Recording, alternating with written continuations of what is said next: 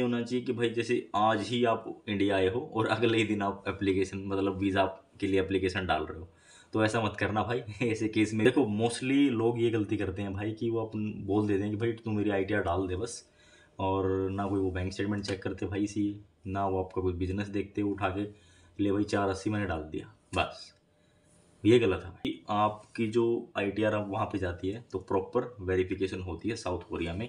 ये hello friends, welcome back to the channel. मैं रोविंद दीवान आपका स्वागत करता हूँ। तो भाई इस वीडियो में हम बात करेंगे साउथ कोरिया के वीज़ा के बारे में, डॉक्यूमेंट्स और आप लोगों के सवाल। तो भाई मैंने जो वीडियो डाली थी काफ़ी सारे लोगों के क्वेश्चंस आए हैं, पूछ रहे हैं कि भाई क्या हमें जो साउथ कोरिया का वीज़ा अप्लाई करना चाहिए अभी के टाइम में। ठीक है, तो ये काफ़ी सारे लोगों की क्वेरी है और इसमें वो डॉक्यूमेंट्स पूछ रहे हैं, अपनी प्रोफाइल बता रहे हैं। तो काफ़ी सारे लोगों की क्वेरीज है, तो सबकी हम डिस्कस यहीं पे कर लेंगे भाई वीडियो में। अगर आपको ये वीडियो देखने के बाद लगे कि हाँ भाई मुझे अप्लाई करना चाहिए, देन डेफिनेटली आप करो। अगर आपको लगे कि नहीं करना चाहिए तो मत करना, बट इस वीडियो में आपको क्लियरिटी मिल जाएगी कि आपको करना चाहिए कि नहीं करना चाहिए। तो भाई सबसे पहले मैं बात करता हूँ कि डॉक्यूमेंट्स, साउथ कोरिया क्या डॉक्यूमेंट्स आप लोगों से मांगता है। भाई साउथ कोरिया आपसे एक तो 3 साल की आईटीआर मांगता है। किस केस में? अगर आपका प्रोप्राइटर हो, यानी कि आपका सोलो बिजनेस है और उसमें आपको 3 साल की आईटीआर चाहिए। अगर आपकी कंपनी रजिस्टर्ड है, जैसे जीएसटी है, तो जीएसटी में अगर आप थोड़े बड़े लेवल की आपकी कंपनी है, अगर आप कंपनी की आईटीआर भी डालते हो तो आप वो भी अटैच कर सकते हो, ये दोनों चीज़ें। ठीक है, तो ये बहुत ज़रूरी है भाई। अगर आपके पास नहीं है दैट मीन्स कि थोड़ा सा लूप होल है, ये चीज़ आप ध्यान रखना। तो 3 साल की आईटीआर जिसके पास है तो उसका भाई जो फाइल के थोड़े मतलब चांसेस जो हैं थोड़े से वो बढ़ जाएंगे। और इसके अलावा भाई अभी आपका बैंक बैलेंस, बहुत लोग पूछते हैं भाई कि कितना होना चाहिए।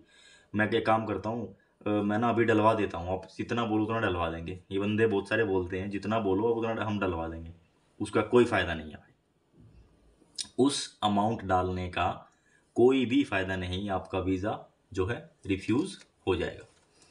अब आपको करना क्या है, प्रॉपर देखो, प्रॉपर तरीके से आपको मेंटेन करना है भाई। मोटा मोटा मैं बता देता हूँ भाई, डिटेल में नहीं जाऊँगा। आपका जो इनकम है, आपकी मान लो कि आप कमा लेते हैं अपने बिजनेस से 35,000 रुपये, 40,000 रुपये या 45,000 रुपये, एक अच्छा अमाउंट है भाई इंडिया में।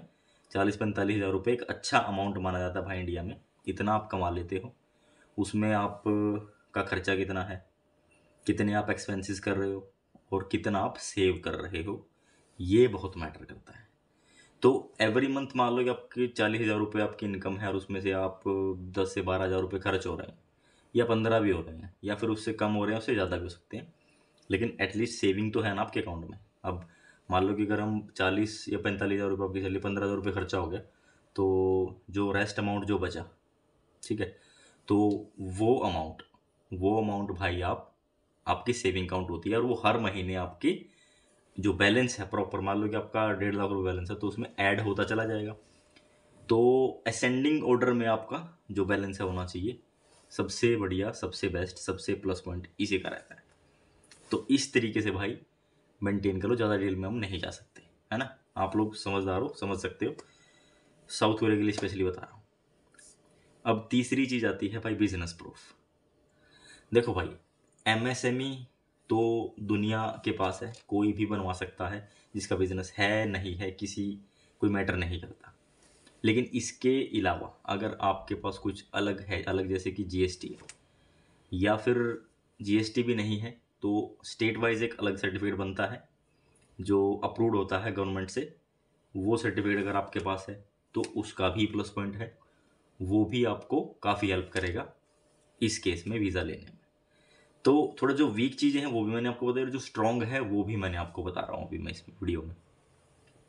3 चीज़ सबसे इंपॉर्टेंट है भाई, आईटीआर, आपकी बैंक स्टेटमेंट और आपका बिजनेस प्रूफ। अब बैंक स्टेटमेंट में बैलेंस भाई, देखो भाई, जो हम मतलब हर जो एप्लीकेंट है उनसे ही बात करते हैं, वीज़ा रिफ्यूज़ भी होते हैं, वीज़ा आते भी हैं, दोनों ही चीज़ें। तो मोस्टली केसेस में कोरिया में क्या हुआ है कि जिसका बैलेंस अच्छा है, अमाउंट अच्छा है, उनको वीज़ा मिला है। जिनका अमाउंट कम है, 1.5 लाख है, 2 लाख है, तो उसका भाई वीज़ा रिफ्यूज़ हुआ है। तो इस चीज़ का आप ध्यान रखना। और वो भी मैंने बताया ना कि मेंटेन होना बहुत ज़रूरी है, ठीक है। बैलेंस तो आप उसमें 5-10 भी डाल दोगे, लेकिन वो काउंट नहीं माना जाएगा भाई, वो आपका रिफ्यूज़ ही होएगा। मेंटेनेंस प्लस बैलेंस, ये दोनों चीज़ें बहुत मैटर करती हैं।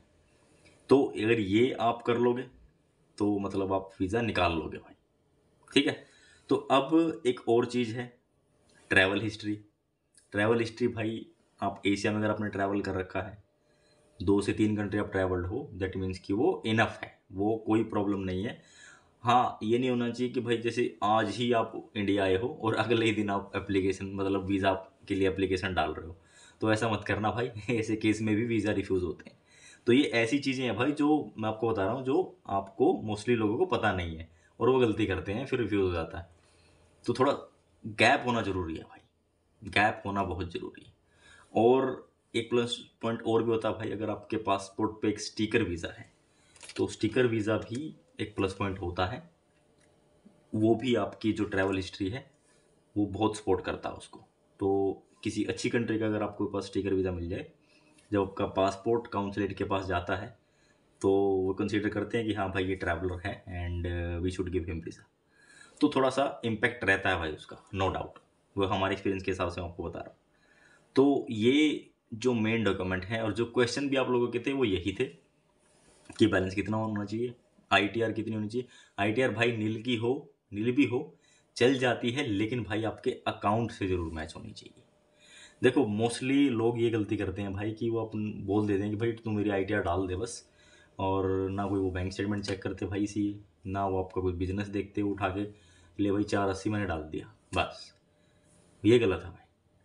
भले ही आपके अकाउंट के जो ट्रांजैक्शन के हिसाब से अगर वो बनती है ना 380 की, आप उसको डलवा लो 480-90 के बजाय, लेकिन भाई जो ऐसे डलवा देते हैं ना बिना मैचिंग के, वो प्रॉब्लम करती है। क्योंकि आपकी जो आईटीआर वहाँ पे जाती है तो प्रॉपर वेरिफिकेशन होती है साउथ कोरिया में, ये आप ध्यान रखना। साउथ कोरिया वेरीफाई करता है भाई। तो ये डॉक्यूमेंट्स हैं भाई। इसके अलावा और जो पर्सनल डॉक्यूमेंट्स, पासपोर्ट फ़ोटो, आपका आधार कार्ड और आपका फैमिली आधार कार्ड, उसमें आपके फैमिली कॉन्टैक्ट भी होता है, एक इमरजेंसी कॉन्टैक्ट वगैरह भी होते हैं, वो सारी डिटेल होती है। और इसके अलावा कोई इतने डॉक्यूमेंट साउथ कोरिया नहीं मांगता भाई। 6 मंथ की आपकी बैंक स्टेटमेंट लगेगी। अगर आपने 5 महीने की भी लगाई तो भी आपका वीज़ा रिफ्यूज़ है। वो आपसे एक्स्ट्रा मांगेंगे ही मांगेंगे ना, आपको 3 महीने की लगानी है, पूरे 6 महीने की स्टेटमेंट आपको लगानी पड़ेगी विद बैंक स्टैम्प और साइन। ये चीज़ भी आप ध्यान रखना। इसके अलावा भाई कोई एडिशनल डॉक्यूमेंट वो एक्सेप्ट नहीं करते। जब काउंसलेट में, जब एम्बेसी उसमें वीएफएस में आप जाते हो, तो आपसे सिर्फ और सिर्फ चेकलिस्ट के हिसाब से वो डॉक्यूमेंट लेंगे, वो आपसे इसके अलावा कोई डॉक्यूमेंट नहीं लेंगे। तो ये है इसका पूरा प्रोसेस भाई, जो आपके सवाल थे उनका जवाब। होपफुली मेरे हिसाब से जो आपके सवाल थे, आपके माइंड में क्वेश्चन थे, वो सारे मैंने आपको बता दिए। अब करना कैसे है भाई, वीडियो बना रखी है, खुद ब खुद भी कर सकते हो। हमारी सर्विस की ज़रूरत है, वो भी आपको मिल जाएगी बिल्कुल बजट में, ठीक है। तो भाई अगर आपको कोई भी आपका क्वेश्चन है, कोई डाउट है, तो भाई आप इंस्टा पे आओ, फॉलो करो, मैसेज करो, और मैसेज में भाई आप पूरा मैसेज डाला करो, ताकि मुझे भी हाय हेलो में टाइम वेस्ट ना हो। आपका भी मेरा भी भाई टाइम सबसे कीमती है, मोर देन मनी, आप समझ सकते हो। तो भाई अपना वो आप मैसेज लिख के डाल दो, जो आपका क्वेरी है, जो डाउट है, वो क्लियर हो जाएगा। किसी भाई को सर्विस चाहिए तो वो भी मिल जाएगी, सेपरेट सर्विस चाहिए तो वो भी मिल जाएगी। इस वीडियो को आप शेयर कर देना, अच्छी लगे तो, ना लगे तो कोई प्रॉब्लम नहीं है। मिलूंगा आपसे नेक्स्ट वीडियो में। Till then take care, bye, thank you.